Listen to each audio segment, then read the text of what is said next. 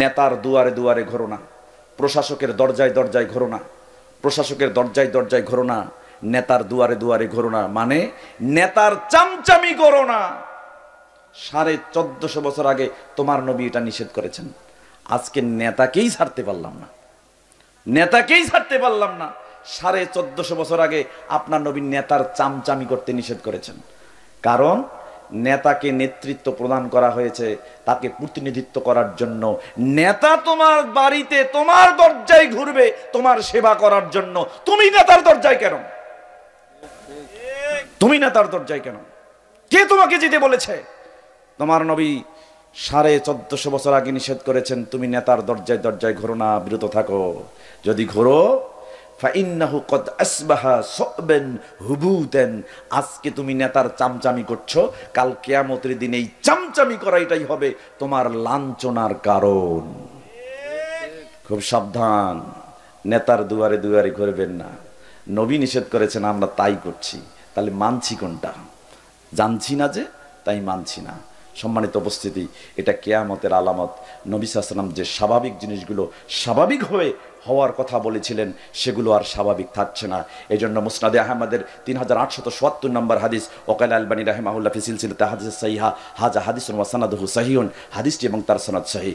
আব্দুল্লাহ ইবনে মাসউদ রাদিয়াল্লাহু তাআলা আনহু থেকে বর্ণিত, তিনি বলেন রাসূল সাল্লাল্লাহু আলাইহি ওয়াসাল্লাম বলেছেন, ইন্না মিনাশ শিরাতিস সাআ, কিয়ামতের নিদর্শনাবলীর মধ্যে একটা নিদর্শন হলো এই, লা ইয়াজদাদুল আমরু ইল্লা শিদ্দা, যে বিষয় স্বাভাবিকভাবে হওয়ার কথা সেটা স্বাভাবিকভাবে হবে না, সেই বিষয় হয়ে যাবে কঠিন। আর যেটা কঠিনভাবে হওয়ার কথা সেটা কঠিনভাবে হবে না, সেটা খুব সহজেই হয়ে যাবে। তাই হচ্ছে নর্মাল প্রসিডিউরে একটা ব্যক্তির যোগ্যতা অনুযায়ী তার চাকরি পাওয়ার কথা, কিন্তু হচ্ছে না, হচ্ছে না। হচ্ছে কার? যার চাকরি পাওয়ার কথাই না, সে সহজেই টাকা দিয়ে চাকরি পেয়ে যাচ্ছে। চিন্তা করেন, কিয়ামত খুব সন্নিকটে, আমরা এই কিয়ামত অতি সন্নিকটে হওয়ার সর্বশেষ ব্যক্তি হচ্ছে কিনা এটাও দেখার বিষয়। আল্লাহ আমাদের রক্ষা করুন, সকলে বলি আমিন। আমাকে কতক্ষণ আলোচনা করতে হবে সময়টা বলে দেন, তাহলে একটা নির্দিষ্ট টপিক কথা বলতে পারি। আমার কথা কি খারাপ লাগতেছে আপনাদের? সম্মানিত 10টা 15 পর্যন্ত, যাই হোক সময় খুব কম, অল্প সময় আছে। অল্প সময়ের মধ্যে একটা নির্দিষ্ট বিষয় নির্দিষ্ট টপিকে আপনাদের সামনে একটু আলোচনা উপস্থাপন করার চেষ্টা করব। আমি যে কথাগুলো বললাম এগুলো আপনাদের বেগতিক অবস্থা দেখে আপনাদেরকে বোঝানোর চেষ্টা করলাম। 1450 বছরের যে অথেন্টিক ইসলাম, সেই ইসলাম কিন্তু আমরা মানছি না। 10:30। আচ্ছা, যাই হোক, আমি এবার কথা বলবো আপনাদের সামনে রিজেক্ট নিয়ে। কি নিয়ে? রিজেক্ট। আমরা সবাই রিজেক্ট চাই? চাই না। চান কেমনে আপনাকে বুঝাই। চান না যে কেন সেটাও বুঝাই। আপনার বেতন 8,000, বলেন আমার 8,000-এ চলবে না, 16,000 লাগবে। যার 16,000 টাকা বেতন পায় সে বলে যে না আমার 16,000-এ চলবে না, 32,000 লাগবে। যার 30,000 টাকা বেতন সে বলে 60,000 টাকা বেতন। যে 60,000 টাকা বেতন পায় তাকে বলে যে সে বলে আমার 1,20,000 টাকা বেতন লাগবে। এই বেতনে চলবে না, শুধু টাকা চান আর টাকা চান, টাকা চান আর টাকা চান। এখনো সারা বাংলাদেশে গ্রেড উন্নয়নের আন্দোলন চলছে। প্রাইমারি থেকে শুরু করে বিশ্ববিদ্যালয় পর্যন্ত সমস্ত শিক্ষক আন্দোলন করছে। কি চাই? টাকা চাই। টাকা চান আর টাকা চান। আপনার বাপের আমলেও টাকা ছিল, এখনো টাকা আছে, কিন্তু আপনার বাপের আমলে বেগুন কিনেছিল 1 কেজি 1 পয়সা, এখন বেগুন কত? 80 টাকা। চিন্তা করেন, টাকা তো বেড়েছে, বেগুন বাড়েনি যে। তার মানে আমরা টাকাই চেয়েছি, রিজেক্ট চাই নাই। ভালো করে বোঝেন, আমরা টাকাকে রিজেক্ট মনে করি, টাকা রিজেক্ট নয়। বুঝতে হবে, রিজেক্ট বুঝতে হবে। রিজেক্ট কি জিনিস একটু আপনাদেরকে বোঝানোর চেষ্টা করি। র, ঝ, কফ 3টি অক্ষরের সমন্বয়ে রিজকুন ধাতু হতে 4টি গঠনে 123টি শব্দ কোরআনুল কারিমে এসেছে। এর মধ্যে রিজকুন এই কথা কোরআনুল কারিমে এসেছে 55 বার। রঝাকা ইয়ারঝুকু ইয়ারঝুকুন তুরঝাকু ক্রিয়া ব্যবহার হয়েছে 61 বার। রজিকুন মানে হচ্ছে রিজেক্ট দাতা, এই কথা কোরআনুল কারিমে এসেছে 6 বার। এর মধ্যে রজ্জাক সব থেকে বড় রিজেক্ট দাতাকে, এই কথা কোরআনুল কারিমে এসেছে মাত্র 1 বার। এই 4টি গঠনে 123টি শব্দ রিজকুন ধাতু হতে আল্লাহ সুবহানাহু ওয়া তাআলা কোরআনুল কারিমে উল্লেখ করেছেন। এবার আসেন রিজেক্ট কাকে বলে। 19 শতাব্দীর শ্রেষ্ঠ মুহাক্কিক আলেম মুহাম্মদ ইবনে সালেহ আল উসাইমিন রাহিমাহুল্লাহ তিনি রিজক শব্দের সংজ্ঞা দিয়েছেন। তিনি বলছেন, আর রিজকু মা ইউনচাফাহু বিহিল ইনসানু, মানুষ যা চেয়ে পেয়েছে অথবা না চেয়ে পেয়েছে পাওয়ার পরে উপকার হয়েছে, এর নাম রিজেক। মানে আপনার জীবনে যা পেয়েছেন, উপকার লাভ করেছেন, এটার নাম রিজেক। আর রিজক নওয়ান, রিজেক দুই প্রকার। কয় প্রকার? ভালো করে বোঝেন, রিজেক কয় প্রকার? দুই প্রকার। আর রিজক মা ইয়াকুমু বিহিল বাদান, এক প্রকারের রিজেক আছে যার সাথে শরীরের সম্পর্ক, এই দেহের সম্পর্ক। সেটা কি রকম? তিনি বলছেন সেটা হচ্ছে আল আকলু ওয়াশ শারাবু ওয়াল লিবাসু ওয়াল মাসকানু ওয়াল মারকুবু। আমরা যে খাবার খাই এটা রিজেক, আমরা যে পানি পান করি এটা রিজেক, আমরা যে পোশাক পরিধান করি এটা রিজেক, আমরা এই শরীর যে খাটে ঘুমায় এটা রিজেক, এই খাট যে ঘরে থাকে এই ঘরটা রিজেক, এই ঘর যে জমিতে থাকে এই জমিটা রিজেক, এই শরীর যে যানবাহনে ওঠে সেটাও রিজেক। কথা কি বুঝতে পারছেন? তাহলে এগুলো সব আমাদের কিসের সাথে সম্পর্কিত? শরীরের সাথে সম্পর্কিত। কিসের সাথে? শরীরের সম্পর্কিত। আর এক প্রকারের রিজেক আছে মাইয়াকুমু বিহি দ্বীন, যার সাথে দ্বীনের সম্পর্ক, ধর্মের সম্পর্ক, ইসলামের সম্পর্ক, এটা এক প্রকার রিজেক। এইটা দুইটা জিনিস, এক ইলমুন জ্ঞান, দুই ইমান। ইমান সারা পৃথিবীতে ৩৫০০-এর বেশি ধর্ম রয়েছে। এনসাইক্লোপিডিয়া ব্রিটানিকা 2009-এর পরিসংখ্যান মতে 2500টা ধর্ম রেজিস্ট্রেশন করা। এছাড়া ৩৫০০ ধর্ম এই পৃথিবীতে আছে। বলেন তো ইসলাম বাদে অন্য কেউ ইমান আনছে? আনে নাই। তাহলে বোঝা গেল ইসলামে মুমিন ব্যতীত আর কারো রিজেকে ইমান নাই। এরপরে দেখেন আরেক প্রকার রিজিক হলো ইলম। আজকে দেখেন এইখানে সবাই আসতে পারে নাই, এই জন্য কদিমান কলাল মুহাদ্দিসুন আল ইলমু রিজকুন, ইলম হচ্ছে রিজেক। ইলম কি? রিজেক। এই এলাকায় হাজার হাজার মানুষ আছে, কিন্তু যার রিজেকে ইলম আছে সে আজকের ইলম পাবে, যার রিজেকে ইলম নাই সে আজকে রিজেক পাবে না। এই জন্য তারা বলতে বলতে বলছেন আসসামাউ রিজকুন, শ্রবণ করে শোনাটাও রিজেকের অন্তর্ভুক্ত। আইয়াসমা তিলমিজু শাইখা রিজকুম মিনাল্লাহ, একজন ছাত্র শুনে শুনে শিক্ষকের কাছ থেকে জ্ঞান অর্জন করে, এটাও আল্লাহর দেওয়া রিজেকের মধ্যে একটা রিজেক। তাহলে আপনারা যারা এখানে বসেছেন আপনাদের রিজেকে আজকে জ্ঞানের কথা শ্রবণ করাটা আছে বিধায় শুনতে পাচ্ছেন, যার রিজেকে নাই সে শুনতে পাবে না। সম্মানিত উপস্থিতি, এবার আসেন আল্লাহ সুবহানাহু ওয়া তাআলা বলছেন সূরা জারিয়াত অধ্যায় 51 আয়াত 56 থেকে 58, আল্লাহ সুবহানাহু ওয়া তাআলা বলছেন ওমা খালাকতুল জিন্না ওয়াল ইনসা ইল্লা লিয়াবুদুন। আল্লাহ বলছেন আমি মানুষ এবং জিনকে সৃষ্টি করেছি একমাত্র আমি আল্লাহর ইবাদত করার জন্য। মা উরিদু মিনহুম মির রিজকিন ওয়া মা উরিদু আন ইউতিমুন।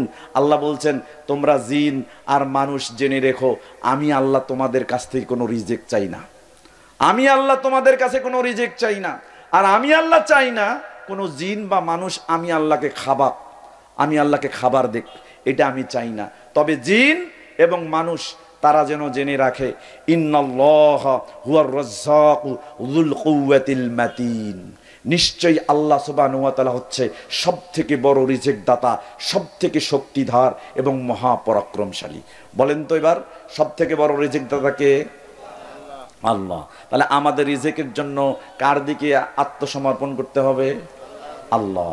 চিন্তা করেন, কিন্তু কিছু মানুষ মনে করে গরিব মানুষ এরা বড় লোকের টাকায় বাঁচে, গরিব মানুষ বড় লোকের টাকায় বাঁচে।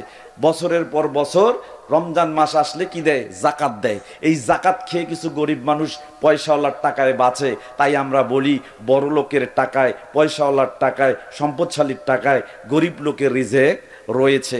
চিন্তা করে দেখেন আমরা এই রকম ধারণা করি যে গরিবের রিজেক কার টাকায়? বড় লোকের টাকায়। ফকির ভিক্ষা করে, কারা আকরা চাল নেয়, এই চারা আকরা বিভিন্ন বাড়িতে যদি সে না যায় তাহলে তার রিজেক আসবে না। এই জন্য আমরা মনে করি প্রত্যেক বাড়িতেই ফকিরের রিজেক রয়েছে। কথা বলেন ঠিক কিনা? অথচ 1450 বছর আগে আপনার রব বলেছেন সূরা বাকারা অধ্যায় 2 আয়াত 3 ওয়ামিম্মা রাযাকনাহুম ইউনফিকুন, তোমার টাকায় যে তুমি গরিবের রিজেক আছে এটা মনে করো, কিন্তু গরিবদেরকে যে তুমি দান করো, কোথা থেকে দান করো? আমি আল্লাহ তোমার পয়সাওয়ালাকে যে রিজেক দান করেছি সেই রিজেক থেকেই তোমরা গরিবকে দান করো। তাহলে বোঝা গেল গরিবরা যে রিজেক পায় পয়সাওয়ালাদের কাছ থেকে, এতে পয়সাওয়ালার কোনো কৃতিত্ব নেই। কৃতিত্ব কার?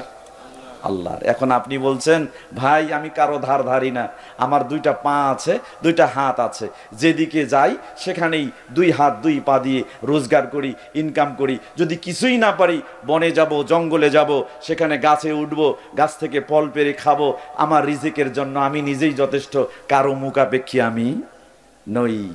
এই জন্য মনে করে আমার রিজিকের জন্য আমি কৃতিত্ব নিচ্ছি, আমার রিজিকের জন্য ব্যবস্থাপনা সব আমার, আমি কারো মুখাপেক্ষী নই। অথচ 1450 বছর আগে আপনার রব বলে দিয়েছেন, সূরা বাকারা অধ্যায় 2 আয়াত 22, আল্লাহ বলছেন ওয়াল্লাযী জাআলা লাকুমুল আরজা ফিরাশান ওয়াস সামাআ বিনাআন ওয়া আনজালা মিনাস সামাই মাআন ফাআখরাজা বিহি মিনাস সামারাতি রিজকাল লাকুম।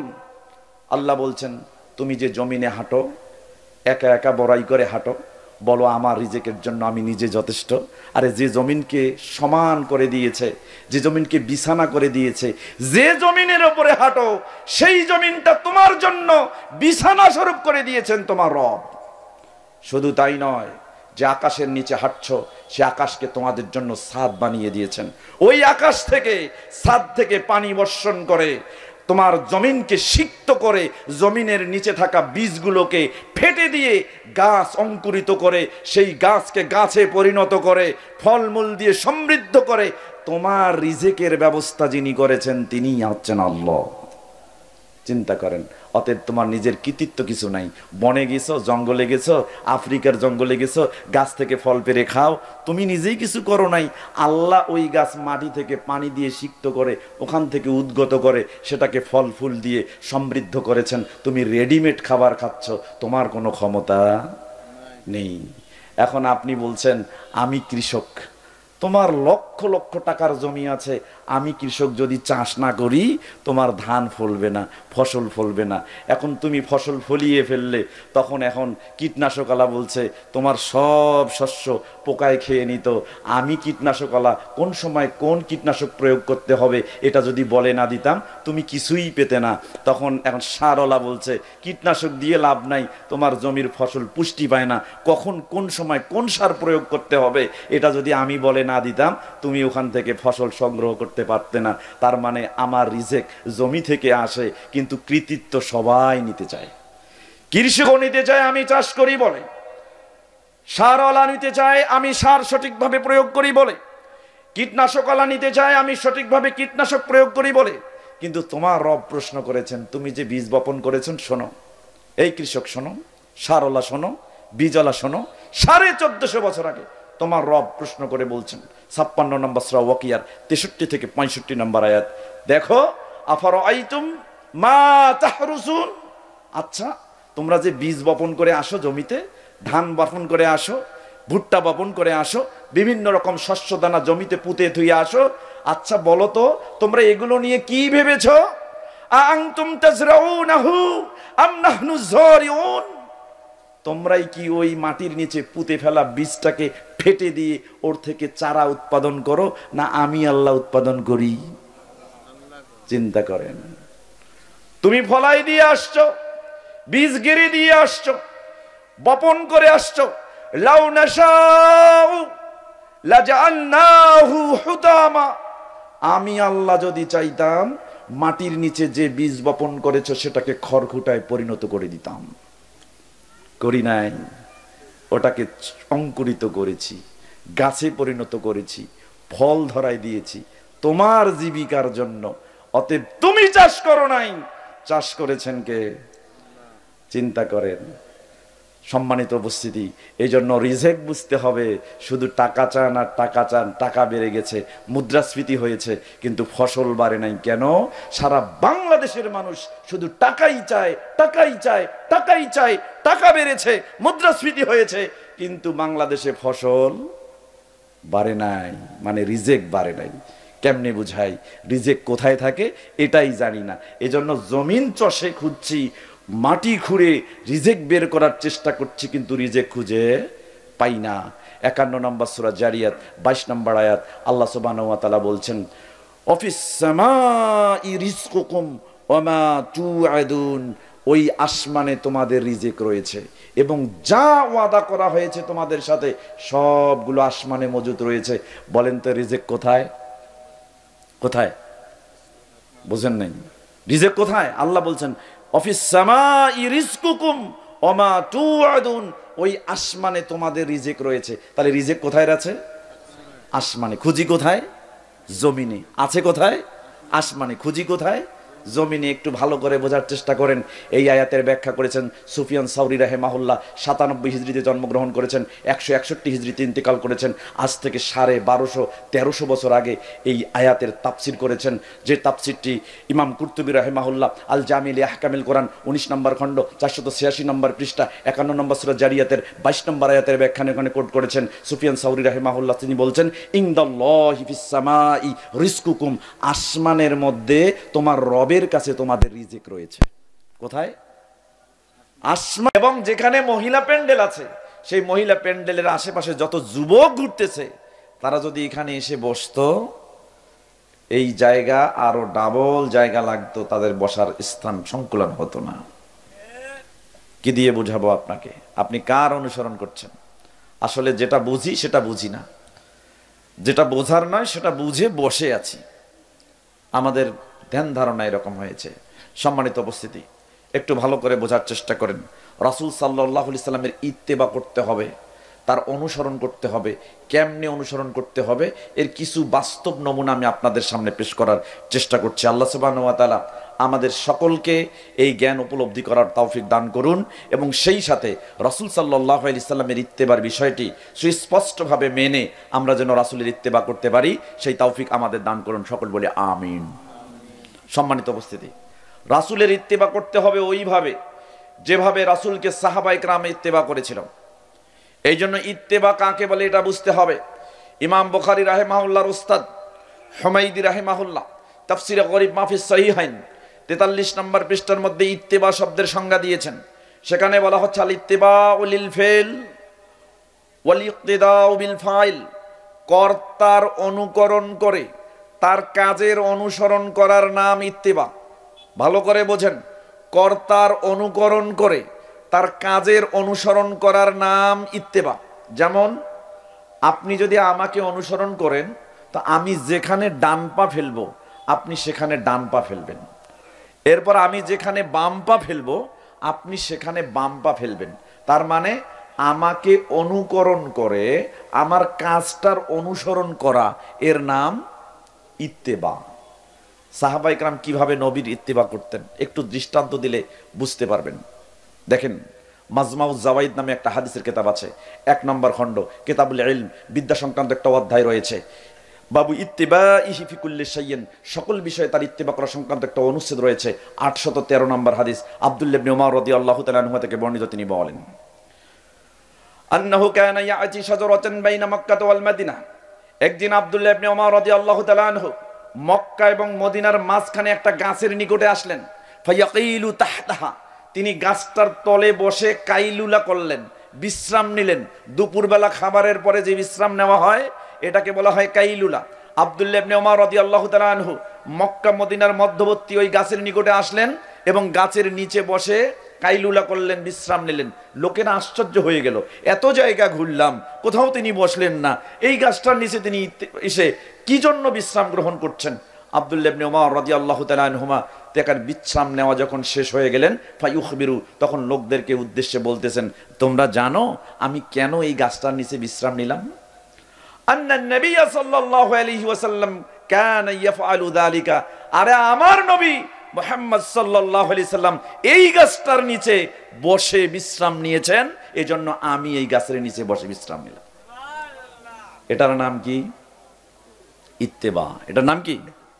আমার কথা বুঝতে পারতেছেন সম্মানিত উপস্থিতি? এটার নাম ইত্তেবা। আরেকটা হাদিস বলি, সহিহ বুখারী কিতাবুল আতইমা, খাবার খাওয়া সংক্রান্ত একটা অধ্যায় রয়েছে। বাবুল মারাকি, তরকারির ঝোল সংক্রান্ত একটা অনুচ্ছেদ রয়েছে, 5436 নম্বর হাদিস। আনাস বিন মালিক রাদিয়াল্লাহু তাআলা আনহু থেকে বর্ণিত, তিনি বলেন আন্না খায়য়াতান দাআন নবী সাল্লাল্লাহু আলাইহি ওয়াসাল্লাম লিতাআমিন সানাহু, একদিন বিশ্বনবী সাল্লাল্লাহু আলাইহি ওয়াসাল্লামকে একজন দর্জি দাওয়াত দিলেন। দর্জি চেনেন তো? আপনাদের এখানে দর্জি বলে না খলিফা বলে? দুইটাই বলে। যাই হোক, দর্জি দাওয়াত দিলেন বিশ্বনবী সাল্লাল্লাহু আলাইহি ওয়াসাল্লামকে। কেন? খাবার তৈরি করেছেন, তাকে খাওয়াবেন। বিশ্বনবী সাল্লাল্লাহু আলাইহি ওয়াসাল্লাম দাওয়াত কবুল করলেন। আনাস বিন মালিক রাদিয়াল্লাহু তাআলা আনহু বলছেন, ফাযাহাবতু মা'আন নবী সাল্লাল্লাহু আলাইহি ওয়াসাল্লাম, আমি নবী করিম সাল্লাল্লাহু আলাইহি ওয়াসাল্লামের সাথে ওই বাড়িতে চলে গেলাম। নবী সাল্লাল্লাহু আলাইহি ওয়াসাল্লামের সাথে যখন ওই বাড়িতে গেলাম, তখন দেখলাম ওই বাড়ির মালিক অর্থাৎ যেই দর্জি ফাকররাবা খুবজা শাইরিন, জবের রুটি নিয়ে আসলেন, ওয়া মারাকান ফিহি দুব্বাউন ওয়া কদিরুন, এবং কিছু ঝোল নিয়ে আসলেন, যে ঝোলের মধ্যে ছিল কদু বা লাউয়ের টুকরা এবং শুকনা গোস্ত। আমি দেখলাম ফারাআইতুন নবী সাল্লাল্লাহু আলাইহি ওয়াসাল্লাম ইয়াতাতাব্বাউ দুব্বাআ মিন হাওয়ালাইল কাসআহ, আমি দেখলাম আমার নবী মুহাম্মদুর রাসূলুল্লাহ সাল্লাল্লাহু আলাইহি ওয়াসাল্লাম ওই বাটি থেকে বেছে বেছে কদুর টুকরোগুলো নিচ্ছেন আর খাচ্ছেন, নিচ্ছেন আর খাচ্ছেন।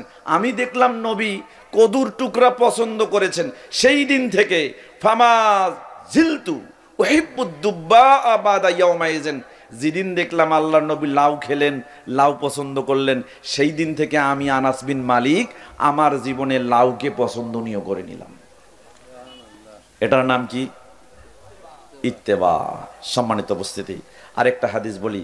সহিহ বুখারী কিতাবুল লিবাস, পোশাক পরিচ্ছদ সংক্রান্ত একটা অধ্যায় রয়েছে। বাবু খতামাম মিনাস ফিদ্দা, রৌপের আংটি সংক্রান্ত একটা অনুচ্ছেদ রয়েছে। হাদিস নাম্বার 5866। হাদিসটি বলেছে আব্দুল্লাহ ইবনে ওমর রাদিয়াল্লাহু তাআলা আনহু থেকে বর্ণিত। তিনি বলেন, ইত্তাখাযান নবী সাল্লাল্লাহু আলাইহি ওয়াসাল্লাম খাতামাম মিনাজ যাহাবি আবিল ফিদ্দা, আল্লাহর নবী একদিন একটা স্বর্ণ অথবা রৌপের আংটি আঙ্গুলে পরিধান করলেন। নাক্কাশা ফিহি মুহাম্মাদুর রাসূলুল্লাহ, আংটিটার মধ্যে লেখা ছিল মুহাম্মাদুর রাসূলুল্লাহ। লোকেরা দেখলেন আল্লাহর নবী একটা স্বর্ণের আংটি গ্রহণ করেছে। ফাত্তাখাযান নাসু মিসলাহু, তখন লোকেরাও ওই রকম স্বর্ণের আংটি নিলেন, নিয়ে আঙ্গুলে পরা শুরু করে দিলেন। আল্লাহর নবী সাল্লাল্লাহু আলাইহি ওয়াসাল্লাম যখন দেখলেন লোকেরা সকলেই স্বর্ণের আংটি নিয়ে আঙ্গুলে পড়ছে, নবী সাল্লাল্লাহু আলাইহি ওয়াসাল্লাম আংটিটা খুললেন, ফারামা বিহি, এবং আংটিটা ফেলে দিলেন। ফেলে দেওয়ার পরে বললেন, লা আলবাসুহু আবাদা, আরে তোমরা কখনো এই আংটি আর পরিধান করো না। লোকেরা আংটি খুলে ফেলে দিল। এরপরে সুম্মাত তাখাজান নবী সাল্লাল্লাহু আলাইহি ওয়াসাল্লাম খাতামাম মিনাল ফিদ্দা, এরপরে একদিন আল্লাহর নবী সাল্লাল্লাহু আলাইহি ওয়াসাল্লাম একটা রৌপের আংটি নিলেন। যখন লোকেরা দেখলেন আল্লাহর নবী রৌপের আংটি নিলেন, ফাত্তাখাজান নাসু খাওয়াতিমাল ফিদ্দা, তখন লোকেরাও রৌপের আংটি নিয়ে আঙ্গুলে পরা শুরু করে দিলেন। বোঝাতে চাচ্ছিলাম আল্লাহর নবী স্বর্ণের আংটি পরেছেন, লোকেরা স্বর্ণের আংটি পরেছে।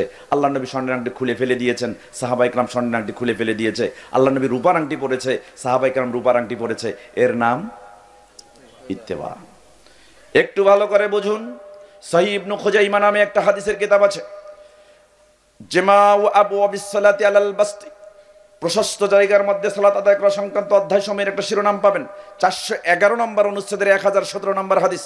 ওকাইল আলবানী রাহিমাহুল্লাহ, হাজা হাদিসুন ওয়া সানাদুহু সহিহুন ফি সিলসিলাতি হাদিস সহিহা, সিলসিলা হাদিসের সহিহের মধ্যে নাসিরউদ্দিন আলবানী হাদিসটাকে সহিহ বলেছেন। সম্মানিত উপস্থিতি, আবু সাঈদ আল খুদরি রাদিয়াল্লাহু তাআলা আনহু থেকে বর্ণিত, তিনি বলেন, একদিন আল্লাহর নবী সাল্লাল্লাহু আলাইহি সাল্লাম সাহাবায়ে কেরামকে নিয়ে জামাতবদ্ধভাবে সালাত আদায় করছিলেন মসজিদের মধ্যে। আন্নান নবী সাল্লাল্লাহু আলাইহি ওয়াসাল্লাম কানা ইউসাল্লি, আল্লাহর নবী সালাত আদায় করতেছিলেন এমত অবস্থায় ফাখালাআনা আলাইহি, সালাতরত অবস্থায় তিনি পায়ের জুতা খুলে ফেললেন। সালাতরত অবস্থায় পায়ের জুতা খুলে ফেললেন। সাহাবায়ে কেরাম সালাতরত ছিল, তারা দেখলেন আল্লাহর নবী সালাতে জুতা খুলে ফেলেছে। ফাখালাআন নাসু নিআলাহুম, তখন লোকেরাও তাদের পায়ের জুতা সালাতের মধ্যেই খুলে ফেলল। ফালাম্মা ইনসারাফান নবী সাল্লাল্লাহু আলাইহি ওয়াসাল্লাম, যখন নবী করিম সাল্লাল্লাহু আলাইহি ওয়াসাল্লাম সালাত শেষ করলেন, শেষ করার পর ফাইন হারাফা, তিনি ঘুরে বসলেন। ঘোরার পরে বসলে সাহাবায়ে কেরাম যখন দেখলেন জুতা খুলেছেন, তখন আল্লাহর নবী বললেন, লিমা খালাতুম নিআলাকুম, আচ্ছা তোমরা জুতা খুলেছো কেন? আমি জুতা খুলেছি, ঠিক আছে, জিবরিল আমাকে সংবাদ দিয়েছে আমার জুতার মধ্যে ময়লা ছিল, তো তোমরা জুতা খুললে কেন? এবার সাহাবায়ে কেরাম জবাব দিচ্ছেন, ক্বালু রাআইনাকা খালা'তা ফাখালা'না ইয়া রাসূলুল্লাহ, আল্লাহর নবী আমরা দেখেছি আপনি খুলেছেন, আমরা দেখেছি আপনি খুলেছেন, কোনো যুক্তির প্রয়োজন নাই, দেখেছি খুলেছেন তাই আমরাও খুলেছি। এটার নাম ইত্তেবা। আমার মনে হয় কথাগুলো বুঝতেছেন না, জবাব দিতে হবে তো। আপনারা ফাঁকা জায়গাগুলো একটু পূরণ করে সামনে আসেন, ফাঁকা জায়গাগুলো পূরণ করে সামনে। এইবার প্রমাণ হবে কারা আসলে জিকির শুনতে আসছে, কারা আসে নাই। যারা উঠে ঘুরানো দিবে বিড়ি খাওয়ার জন্য বের হয়ে যায়, তা আমরা চিনতে পারবো। একটু সামনে আসেন, ফাঁকা জায়গা প্রধান বক্তা আলসার আগেই আমরা অবশ্যই জায়গাগুলোকে পিছনে খালি করে দিব পিছনের লোকদের জন্য। আমরা যারা সামনে এসেছি সামনে বসে জায়গাগুলোকে পূরণ করব। সম্মানিত উপস্থিতি, পিছনে যারা বসেছেন তারা এই দিকে দেখেন, আমার ডান দিকে অনেক জায়গা ফাঁকা আছে। পিছনে যারা বাম দিকে বসেছেন তারা ডান দিকে চলে আসেন। আর আমি বলেছিলাম যে চেয়ারগুলো ফাঁকা করে দেন, চেয়ারগুলো ওখানে রাখার দরকার নেই। বক্তা শ্রোতা সামনাসামনি বসে কথা বলা এবং শোনার মধ্যে মজা আছে না নাই? আছে। সম্মানিত উপস্থিতি, একটু বোঝেন, কথা বলবেন না, বসেন। আমি বুঝাতে চাচ্ছিলাম রাসূলের ইত্তেবা কিভাবে করতেন সাহাবায়ে কেরাম। সাহাবায়ে কেরাম যেভাবে আমাদেরকেও সেইভাবে ইত্তেবা করতে হবে, একটু বোঝেন। আরেকটা হাদিস বলছি, সহিহ বুখারীতে হাদিসটা আসছে। আপনারা যারা হজ করতে গিয়েছিলেন, ওমরায় গিয়েছিলেন, ওখানে জানেন হাজরে আসওয়াদকে কি করতে হয়? হাজরে আসওয়াদকে কি করতে হয়? চুম্বন করতে হয়। হাজরে আসওয়াদকে চুম্বন করতে হয়। হজে গিয়ে হাজরে আসওয়াদকে হাজিরা চুম্বন করে। তো হাজরে আসওয়াদকে আমরা চুম্বন করি, কেন চুম্বন করি এটার একটা ব্যাখ্যা দেখেন। সহিহ বুখারীতে হাদিস আসছে, কিতাবুল হজ, হজ করা সংক্রান্ত একটা অধ্যায় রয়েছে। বাবু মা যুকিরা ফিল হাজরিল আসওয়াদ, হাজরে আসওয়াদ সম্পর্কে যা বর্ণিত হয়েছে সংক্রান্ত একটা অনুচ্ছেদ রয়েছে। 1597 নম্বর হাদিস, 1605 নম্বর হাদিস, 1610 নম্বর হাদিস। তিনটি হাদিসের সারমর্ম একই। ওমর ইবনুল খাত্তাব রাদিয়াল্লাহু তাআলা আনহু থেকে বর্ণিত, তিনি বলেন একদিন তিনি আসলেন হজের মৌসুমে, তিনি আসলেন হাজরে আসওয়াদের নিকট। যা ইলা হাজরে আসওয়াদ, হাজরে আসওয়াদের নিকট আসলেন। আসার পরে ফাকাব্বালাহু, তিনি হাজরে আসওয়াদকে চুম্বন করলেন। এরপরে ওখানে দাঁড়ালেন। দাঁড়ার পরে এবার হাজরে আসওয়াদের সাথে ওমর ইবনুল খাত্তাব রাদিয়াল্লাহু তাআলা আনহু তিনি কথা বলছেন। তিনি বলছেন, ইন্নী লা আ'লামু আন্নাকা হাজারুন, হাজরে আসওয়াদ আমি জানি তুমি একটা পাথর। লা তাজুরু ওয়ালা তানফাউ, তুমি ক্ষতিও করতে পারো না, উপকারও করতে পারো না, তোমার কিছুই করার ক্ষমতা নেই। আছে ক্ষমতা? নাই। তাহলে তোমাকে চুম্বন করে কেন? তিনি বলতেছে তোমার কোনো ক্ষমতা নেই। লাউ আন্নী রাআইতুন নবী সাল্লাল্লাহু আলাইহি ওয়াসাল্লাম ইউকাব্বিলুকা মা ক্বাব্বালতুকা। ও হাজরে আসওয়াদ, আমি যদি আমার নবী মুহাম্মদ সাল্লাল্লাহু আলাইহি ওয়াসাল্লামকে তোমাকে চুম্বন করতে না দেখতাম, তাহলে আমি ওমর কখনো তোমাকে চুম্বন করতাম না। তাহলে বোঝা গেল হাজরে আসওয়াদকে কেন চুম্বন করা হয়। নবী চুম্বন করেছেন, তাই আমরাও চুম্বন করি। ওমর ইবনুল খাত্তাব চুম্বন করেছেন, এর নাম ইত্তেবা। সম্মানিত উপস্থিতি, আবু দাউদে একটা হাদিস আসছে, কিতাবুস সালাত, সালাত সংক্রান্ত একটা অধ্যায় রয়েছে। বাবুল ইমামি ইউকাল্লিমু রাজুলা ফি খুতবাতিহি, খুতবার মধ্যে ইমাম ব্যক্তির সাথে কথা বলতে পারে সংক্রান্ত একটা অনুচ্ছেদ রয়েছে। 1091 নম্বর হাদিস, জাবির রাদিয়াল্লাহু তাআলা আনহু থেকে বর্ণিত। তিনি বলেন রাসূল সাল্লাল্লাহু আলাইহি ওয়াসাল্লাম একদিন মেম্বারে উঠলেন শুক্রবার খুতবা দেওয়ার জন্য। তিনি বলছেন লাম্মাস্তাওয়ান নবী সাল্লাল্লাহু আলাইহি ওয়াসাল্লাম ইয়াউমাল জুমআ, জুমার দিন আল্লাহর নবী যখন মেম্বারে উঠলেন খুতবা দেওয়ার জন্য, খুতবায় উঠে তিনি প্রথম বললেন ইজলিসু, তোমরা বসো, তোমরা বসো। ফাসামিয়া জালিকা আব্দুল্লাহ ইবনে মাসউদ রাদিয়াল্লাহু তাআলা আনহু। আব্দুল্লাহ ইবনে মাসউদ শুধু মসজিদে প্রবেশ করবেন, মসজিদে প্রবেশ করবেন, এখনো ভিতরে প্রবেশ করেন নাই, দরজার সামনে আছেন। যখন নবী বলেছেন ইজলিসু, তোমরা বসো, আব্দুল্লাহ ইবনে ওমর রাদিয়াল্লাহু তাআলা আনহু ওখানে শুনলেন, আব্দুল্লাহ ইবনে মাসউদ রাদিয়াল্লাহু তাআলা ওখানে শুনলেন যে আল্লাহ নবী বসতে বলেছেন। ফাজালাসা আলা বাবিল মসজিদ, দরজার ভিতরে আর প্রবেশ করেন নাই, যেখানেই শুনেছেন সেখানেই বসে গেছেন। এটার নাম ইত্তেবা। ফারাআহু নবী সাল্লাল্লাহু আলাইহি ওয়াসাল্লাম, আল্লাহ নবী দেখলেন আব্দুল্লাহ ইবনে মাসউদ রাদিয়াল্লাহু তাআলা আনহু ভিতরে জায়গা আছে, কিন্তু এসে সেখানে না বসে যেখানেই শুনেছে সেখানে বসেছে। তখন আল্লাহ নবী বসেসাম চিৎকার করে ডাক দিয়ে বললেন, তাআল ইয়া আব্দুল্লাহ ইবনে মাসউদেন, হে আব্দুল্লাহ ইবনে মাসউদ, তুমি ভিতরে আসো, ভিতরে বসো। এরপর তিনি ওখান থেকে উঠলেন এবং ভিতরে আসে বসলেন। এটার নাম কি? ইত্তেবা। তো রাসূলের ইত্তেবা এভাবে করতে হয়। রাসূল যেভাবে বলেছেন সেভাবে মানতে হবে, যেভাবে করেছেন সেইভাবেই করতে হবে, যেভাবে ছেড়েছেন সেইভাবে ছাড়তে হবে। কিন্তু আমরা পেরেছি কি? চিন্তা করেন, পারি নাই। মানতে গিয়েও মানতে পারি নাই, ছাড়তে গিয়েও ছাড়তে পারি নাই। কিছু দৃষ্টান্ত দিলে বুঝতে পারবেন। আমার কথা খারাপ লাগতেছে? সম্মানিত উপস্থিতি, একটু ভেবে দেখেন। 1450 বছর আগে আপনার নবী যেটা নিষেধ করেছেন, আপনি এখনো সেটা করেই যাচ্ছেন। যেটা আদেশ করেছেন সেটা এখনো বুঝেন নাই, করতে হবে। একটু দৃষ্টান্ত দিলে বুঝতে পারবেন। আমি হাদিস থেকেই দৃষ্টান্ত দেওয়ার চেষ্টা করব। সহিহ জামিউস সাগীর নামে একটা হাদিসের কিতাব আছে। বাবুল মানাহি, নিষেধাজ্ঞা করা সংক্রান্ত একটা অধ্যায় রয়েছে, 6813 নম্বর হাদিস। আলী ইবনে আবি তালিব রাদিয়াল্লাহু তাআলা আনহু থেকে বর্ণিত, তিনি বলেন নাহান নবী সাল্লাল্লাহু আলাইহি ওয়াসাল্লাম আন তুকাল্লামা নিসাউ ইল্লা বিইজনি আজওয়াজিহিন্না আই ফি বুয়ুতিহিন্না। আপনি যখন বাড়ি থেকে বের হয়ে যান, আপনার স্ত্রী বাড়িতে অবস্থান করে 1450 বছর আগে আপনার নবী বলেছেন, কোন ব্যক্তি যখন বাড়ি থেকে বের হয়ে যায় তখন ওই বাড়িতে তার স্ত্রী থাকে, তার স্ত্রী তার স্বামীর অবর্তমানে নিজের বাড়িতে বসে অন্যের বাড়ির আরেকজন মহিলাকে ডেকে একসঙ্গে বসে স্বামীর অনুমতি ব্যতীত কোনো গল্প করতে পারবে না। বুঝাইতে পারেনি মনে হয়? 1450 বছর আগে আপনার নবী বলেছেন, তুমি বাড়িতে নাই, তোমার বাড়িতেও তোমার স্ত্রী অন্যের বাড়ির, পাশের বাড়ির ভাবিকে ডেকে নিয়ে এসে তোমার অনুমতি ব্যতীত কোনো গল্প করতে পারবে না। কিন্তু আপনি বাড়িতে নাই, আপনার বউ অন্যের বাড়ির মহিলা তো দূরের কথা, আপনার চাচাতো ভাই তার দেবরের সাথে সারাদিন গল্প করে। কি দিয়ে বুঝাবো আপনাকে? কি দিয়ে বুঝাবো? একটু চিন্তা করেন। সহিহ জামিউস সাগীর বাবুল মানাহি নিষেধাজ্ঞা করা সংক্রান্ত একটা অধ্যায় রয়েছে, 6815 নম্বর হাদিস। একটু ভালো করে দেখেন তো এরকম পরিস্থিতিতে পড়েন কিনা। 1450 বছর আগে আপনার নবী নিষেধ করেছেন। কি নিষেধ করেছেন?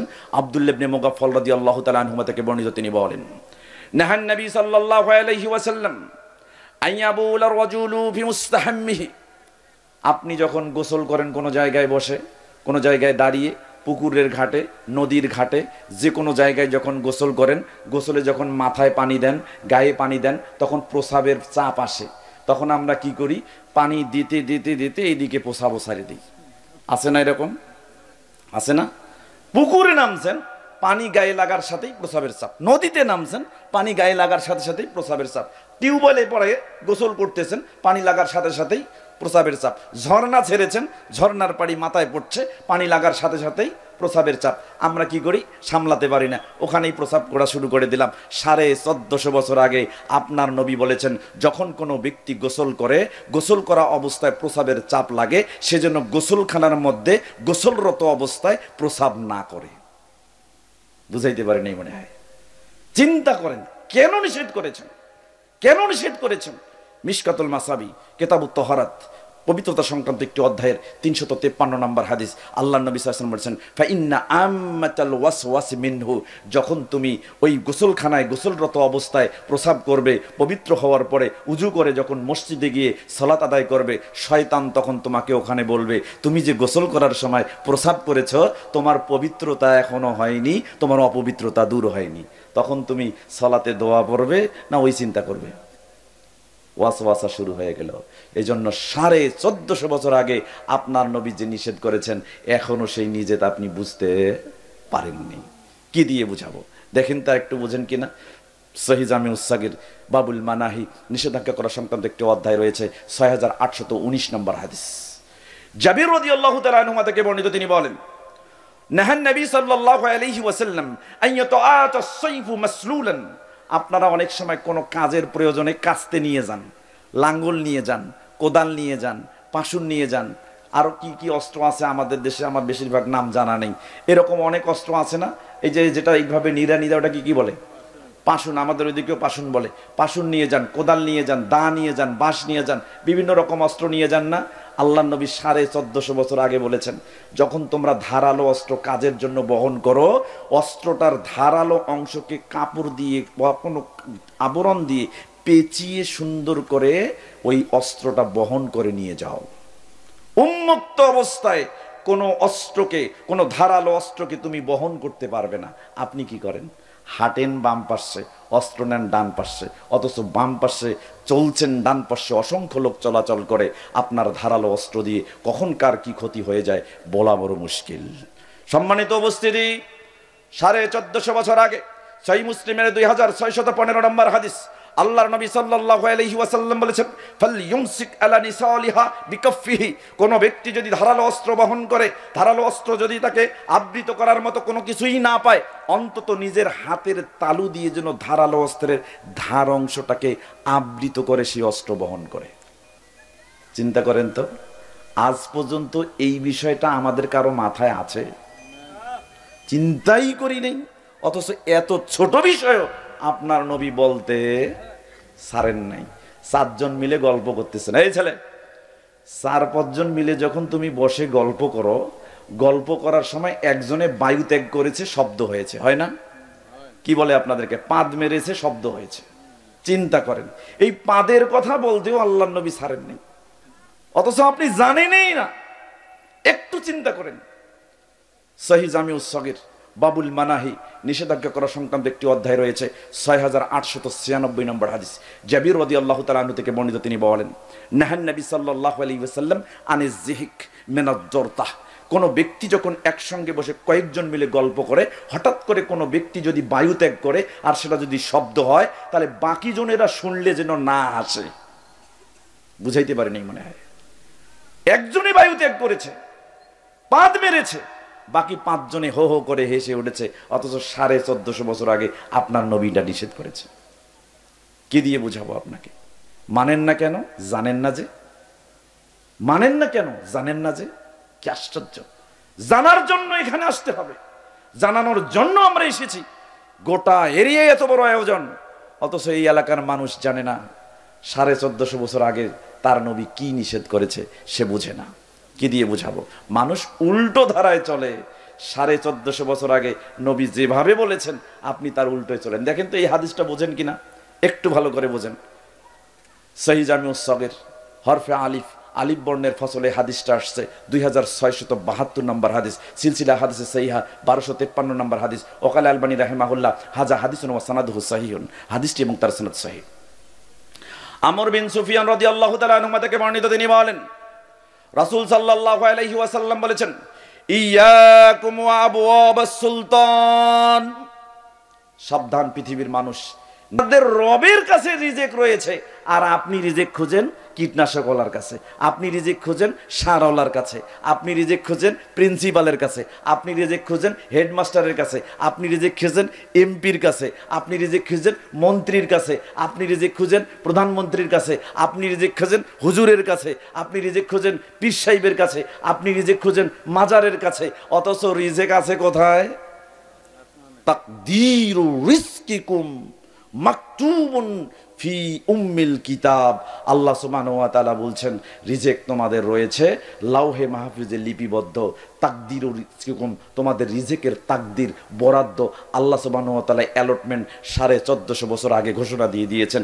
সম্পূর্ণ সৃষ্টি রিজিক রয়েছে কার কাছে? আল্লাহর কাছে। কিন্তু মানুষ বুঝিনি, মানুষ বুঝিনি। আল্লাহ সুবহানাহু ওয়া তাআলা বলছেন, সূরা হুদ অধ্যায় 11 আয়াত 6, আল্লাহ সুবহানাহু ওয়া তাআলা বলছেন, ওয়ামা মিন দাব্বাতিন ফিল আরদি ইল্লা আলাল্লাহি রিজকুহা। পৃথিবীতে এমন কোনো বিচরণশীল প্রাণী নেই যে প্রাণী নড়াচড়া করতে পারে, যে প্রাণী চলাচল করতে পারে, যে প্রাণী চলাচল করতে পারে, নড়াচড়া করতে পারে। সমস্ত প্রাণীর রিজিকের দায়িত্ব আল্লাহ নিয়েছেন। কে নিয়েছেন? আল্লাহ নিয়েছেন। কিন্তু এই বাক্যের এই অনুবাদ ইমাম সাহেবই বুঝে নাই, মুসল্লি বুঝবে কেমনে? মসজিদের ইমামই বুঝে নাই এই বাক্যের অর্থ, তো মুসল্লি বুঝবে কেমনে?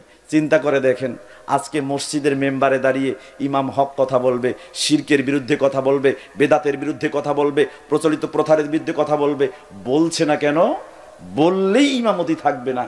অথচ পৃথিবীর এমন কোনো বিচরণশীল প্রাণী নাই যার রিজেকের ফয়সালা আল্লাহ নেন নাই। ইমাম মনে করছে আমার রিজেক টিকবে না কেন? যদি শিরক বেদাতের বিরুদ্ধে কথা বলি, তাহলে কমিটির প্রভাবশালী সেক্রেটারি সভাপতি আমার চাকরি খেয়ে নেবে, রিজেক বন্ধ হয়ে যাবে।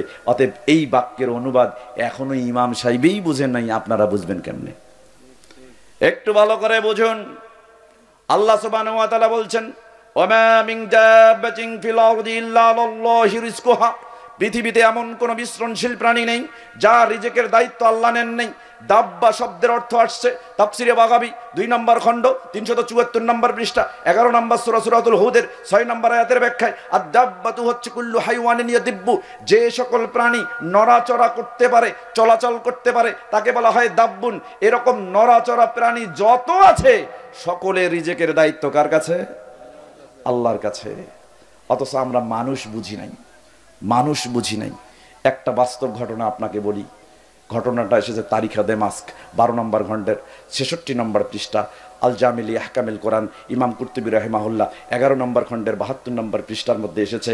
পবিত্র কোরআনুল কারীমের 11 নম্বর সূরা হুদের 6 নম্বর আয়াতের ব্যাখ্যায়। আবু সাঈদ নামে একজন ব্যক্তি ছিল।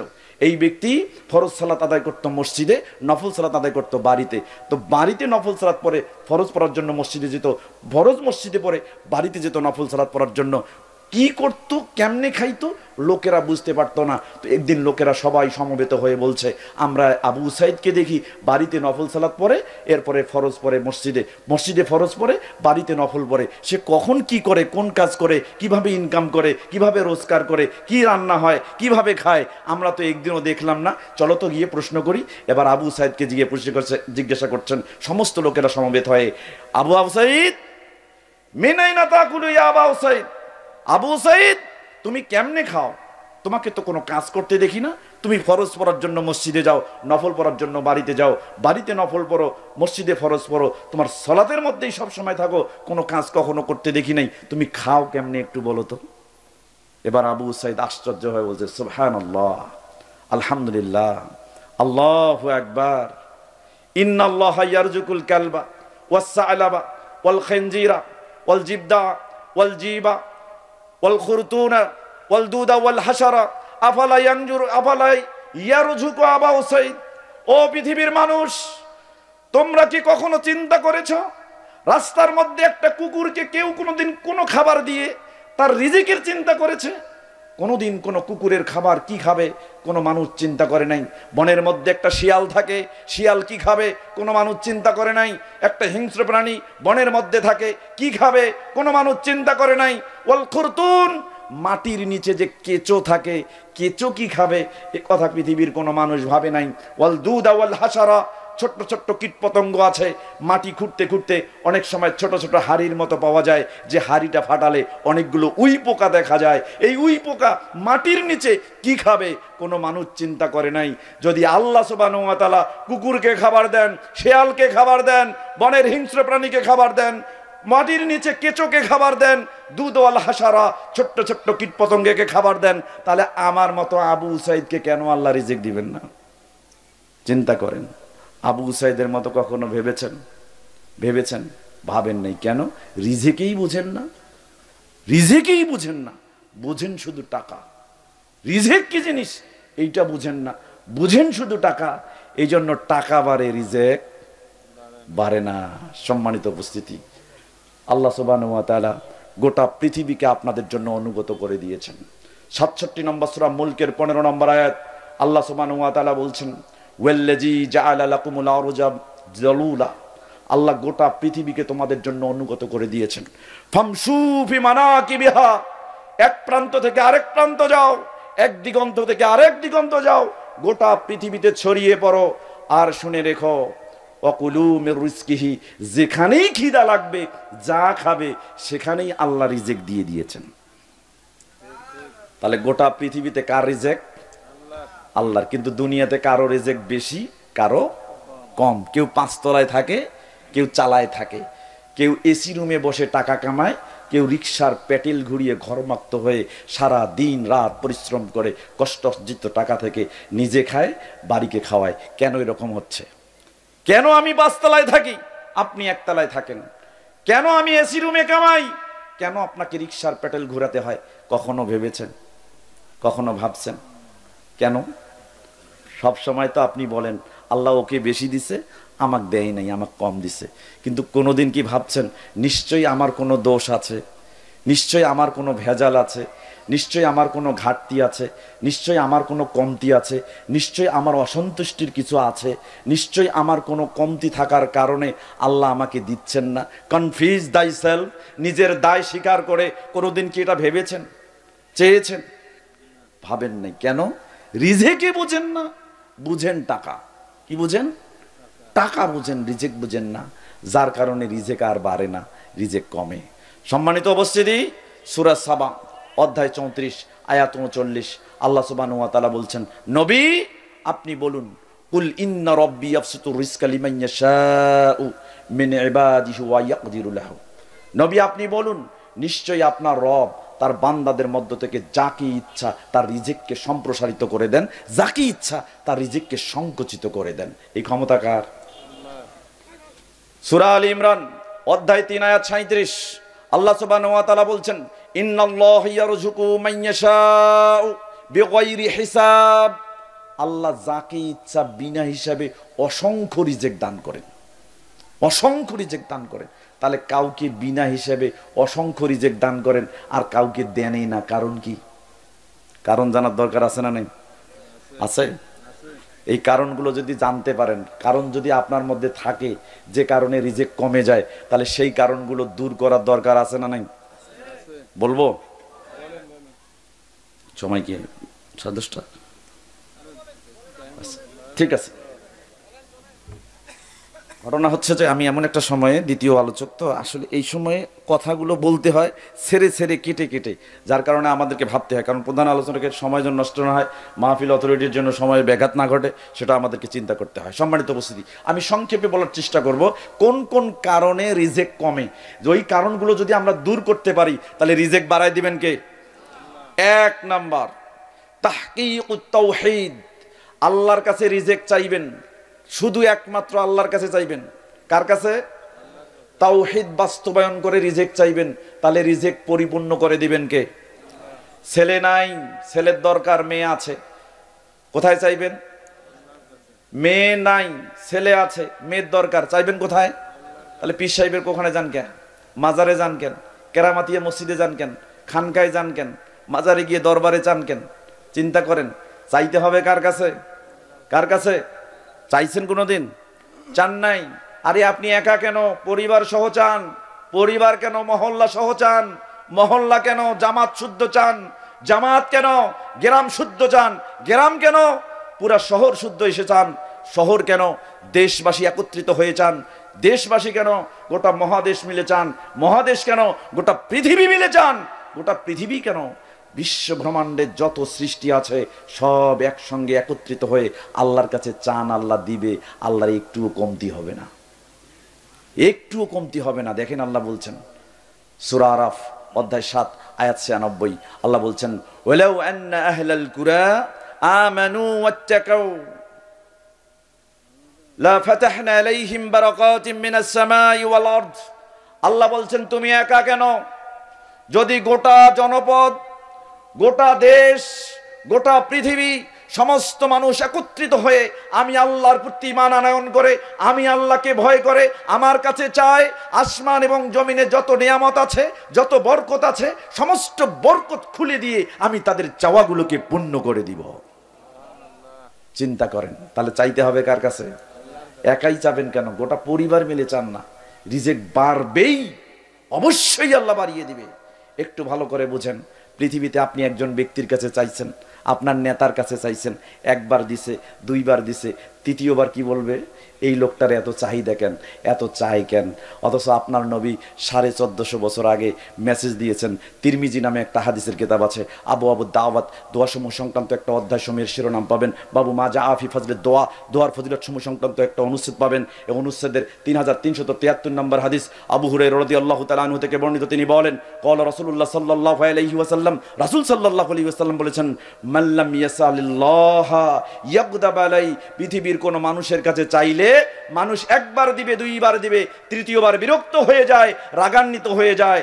আর তোমার নবী সংবাদ দিয়েছেন যে ব্যক্তি আল্লাহর কাছে চায় না ওই ব্যক্তির ওপর আল্লাহ রাগান্বিত হন। ভালো করে বোঝেন, যে ব্যক্তি আল্লাহর কাছে চায় না তার ওপর আল্লাহ রাগান্বিত হয়ে যায়। তাহলে দেখেন, আপনি আল্লাহর কাছে চান না বলে আল্লাহ রাগান্বিত, আপনি আল্লাহর কাছে চান না বলে আল্লাহ আপনার ওপর নাখোশ। তাহলে আপনাকে চাইতে হবে কার কাছে? দেখেন আমার একটু দেখেন, শেষ করে দেবো, উনি আসছেন শায়েখ, আমি শেষ করে দেব। তাহলে তাওহীদ বাস্তবায়ন করে চাইতে হবে কার কাছে? আল্লাহর কাছে চাইলে আল্লাহ দিয়ে দিবে। কিন্তু আমরা চাই কেমন চাই? ওই যে এক হিন্দু আর মুসলমান যুদ্ধ লাগছে, ওপর থেকে লাভ দিবে নিচে। তো একজন বলছে আমি আমার ভগবানের নাম করে লাভ দিব, আর মুসলমান বলছে আমি আল্লাহর নাম বলে লাভ দিব, দেখি কাঠটা টিকে। এখন হিন্দু আগে লাভ দিছে, দেওয়ার পরে ওর পায়ের কোনো ক্ষতি হয়নি। এখন মুসলমান বলল সর্বনাশ, এ তো ওর ভগবানের নামে লাভ দিছে, কোনোই হয় নাই, কোনো ক্ষতি হয় নাই, তা আমি এখন কি করি? তো এখন শুরু করছে আল্লাহ আর ভগবান দুইটাকে এক বলে দিছে লাভ, বা দুই পা গেছে ভেঙ্গে। চিন্তা করেন, আমাদের চাওয়াগুলো হলে এরকম। আমাদের আত্মবিশ্বাস নাই, আল্লাহকে সরাসরি চাইলে পাবো না, এই জন্য যাই মাজারে। এই জন্য যাই কবরে, এই জন্য যাই পীরের আস্তানায়, পীর সাহেবের কাছে। চিন্তা করে দেখেন সম্মানিত উপস্থিতি, 1450 বছর আগে আপনার নবী মেসেজ দিয়েছেন। তিরমিজি নামে একটা হাদিসের কিতাব আছে, আবু দাওয়াত দোয়া সমূহ সংক্রান্ত অধ্যায় সময়ের একটা শিরোনাম পাবেন, বাব আলা সাবিল তাআদ্দুদ, স্বতন্ত্র একটি অনুচ্ছেদ রয়েছে, 3479 নম্বর হাদিস। আল্লাহ নবীর হাদিসটি বর্ণনা করেছেন আবু হুরায়রা রাদিয়াল্লাহু তাআলা আনহু থেকে বর্ণিত। তিনি বলেন, রাসূল সাল্লাল্লাহু আলাইহি ওয়াসাল্লাম বলেছেন, উদুল্লাহ ওয়া আনতুম মুকিনুনা বিল ইজাবাহ, তোমরা আল্লাহর কাছে চাইবে এই দৃঢ় বিশ্বাস নিয়ে, আল্লাহ তোমার কাছে চাই, পাবো বলে চাই। আল্লাহ তোমার কাছে চাই, দিবে বলে চাই, চাই তোমার কাছে, পাবো বলে চাই। অবশ্যই দিবে, তোমার কাছে দৃঢ় বিশ্বাস নিয়ে চাচ্ছি, পাবো বলেই চাচ্ছি। তুমি এই বিশ্বাস, দৃঢ় বিশ্বাস নিয়ে চাইবে, নিশ্চয়ই তোমার চাওয়াগুলোকে আল্লাহ পূর্ণ করে দিবেন। তবে জেনে রাখো, আলামু আন্নাল্লাহ লা ইস্তাজিবু দুআআন মিন কলবিন গাফিলিন লাহিন, যে ব্যক্তি দুই আশা নিয়ে চায়, মাধ্যম দিয়ে চায়, অন্য কোনো উপায়ে চায়, আল্লাহ সুবহানাহু ওয়া তাআলা ওই ব্যক্তির দোয়া শুনেনও না, তার দোয়ায় সাড়াও দেন না। অতএব তাওহীদ বাস্তবায়ন করে চাইতে হবে কার কাছে? যদি চান তাহলে আল্লাহ সুবহানাহু ওয়া তাআলা আপনার রিজিক বাড়াই দিবে। 2 নম্বর পয়েন্টটা বলে আমি শেষ করে দিব, আপনার রিজিক বাড়বে। ইকামাতুস সালাহ, সালাত যদি বাস্তবায়ন করা হয়, সালাত যদি পরিবারে প্রতিষ্ঠিত থাকে, রিজিক বাড়াই দিবেন কে? কিন্তু দেখবেন যে পরিবারে অভাব আছে, একটু তল্লাশি নিয়ে চালান, একটু অনুসন্ধান করেন, 7 জন সদস্যর একজন সালাত আদায় করে, 6 জনে পড়ে না। চিন্তা করেন, 6 জনে পড়ে না। 10 জন সদস্য আছে, 9 জন সালাত আদায় করে না, একজন আদায় করে, তাহলে ওই পরিবারে রিজিক বাড়বে? বাড়বে না। আল্লাহ সুবহানাহু ওয়া তাআলা বলছেন সূরা তাহা অধ্যায় 20 আয়াত 132, ওমুর আহলাকা বিসসালাত ওয়াসতাবির আলাইহা, তুমি তোমার পরিবারকে সালাতের জন্য আদেশ দাও আর তুমি সালাতের উপরে অবিচল থাকো। আল্লাহ বলছেন, লা নাসআলুকা রিজকান নাহনু নারযুকুকা, আমি তোমাদের কাছে রিজিক চাই না, তোমার কাছে আমি আল্লাহ রিজিক চাই না, বরং আমি আল্লাহ তোমাকে রিজিক দেই। চিন্তা করেন, ছেলে তোমার বিয়ে হয় না, তুমি ভালো বউ পাও না। মেয়ে তোমার বিয়ের দরকার, 30 বছর, ভালো স্বামী পাও না। ছেলে তোমার চাকরির দরকার, তুমি চাকরি পাও না। পুরুষ তোমার পরিবারে আটে না, এত টাকা ইনকাম করো। মহিলা তুমি সংসারের খেই হারিয়ে ফেলেছো, তোমাকেই বলছি সালাত বাস্তবায়ন করো। তোমার জীবনে কিছুই নাই, সালাত নাই, তো তোমার আছে কি? তা আল্লাহ তোমার রিজিক বাড়াবে কেমনে? একটা জিনিস চিন্তা করে দেখেন, একটা হাদিস বলেই ফিনিশিং শেষ করে দিব। আল্লাহর নবী মুহাম্মদুর রাসূলুল্লাহ সাল্লাল্লাহু আলাইহি ওয়াসাল্লাম সালাত না থাকার পরে ব্যক্তির কিছুই থাকে না, এর একটা দৃষ্টান্ত দিয়েছেন। সহিহ বুখারী কিতাব মাওয়াকিতিস সালাত, সালাতের ওয়াক্তসমূহ সংক্রান্ত একটা অধ্যায় রয়েছে, বাবু ইসমিন মান তাফুতুহুস সালাতুল আসরি, যার আসরের সালাত নেই তার কি রকম পাপে সংক্রান্ত একটা অনুচ্ছেদ রয়েছে। 552 নম্বর হাদিস, আব্দুল্লাহ ইবনে উমর রাদিয়াল্লাহু তাআলা আনহুমা থেকে বর্ণিত। তিনি বলেন, রাসূল সাল্লাল্লাহু আলাইহি সাল্লাম বলেছেন, আল্লাযী তাফুতুহুস সালাতুল আসর, যে ব্যক্তির আসরের সালাত ছুটে গেছে, মানে যে ব্যক্তি আসরের সালাত পড়েনি, আসরের সালাত আদায় করেনি, রাসূল সাল্লাল্লাহু আলাইহি সাল্লাম বলেছেন, কাআন্নামা উতিরা আহলাহু ওয়া মালাহু, তার যেন পরিবার নাই, পরিবর্জন নাই, সম্পদ নাই, কোনো টাকা নাই, পয়সা নাই, কিছুই নাই। তার মানে আপনি আসরের সালাত ছেড়ে দিয়েছেন, আপনার বাপ নাই, মা নাই, ভাই নাই, বোন নাই, পরিবার পরিজন কিছুই নাই, সম্পদ নাই, সন্ততি নাই, কিচ্ছু নেই। তার মানে আপনার আছে কি? আসরের সালাত ছেড়ে দিলে যদি কিছুই না থাকে, তো আপনি জোহর পড়েন নাই, আসর পড়েন নাই, মাগরিব পড়েন নাই, ইশা পড়েন নাই, ফজরে এখনো ঘুমিয়ে আছেন, তো আপনার থাকবে কি? চিন্তা করে দেখেন তো, কি করে আপনার আল্লাহ রিজিক বাড়াই দিবে? অতএব খুব সাবধান সম্মানিত উপস্থিতি, রিজিক যদি বাড়াতে চান, পরিবারের সালাত কায়েম করতে হবে, কায়েম করানোর 100% প্রচেষ্টা চালাতে হবে, তাহলে রিজিক বাড়াই দিবেন কে? আল্লাহ। আল্লাহ সুবহানাহু ওয়া তাআলা তাওহীদ বাস্তবায়ন করে 5 ওয়াক্ত সালাত আদায় করে তার কাছে রিজিক তালাশ করার তৌফিক আমাদের দান করুন। সকলে বলি আমিন। রব্বিগফিরলি ওয়া তুব আলাইয়া ইন্নাকা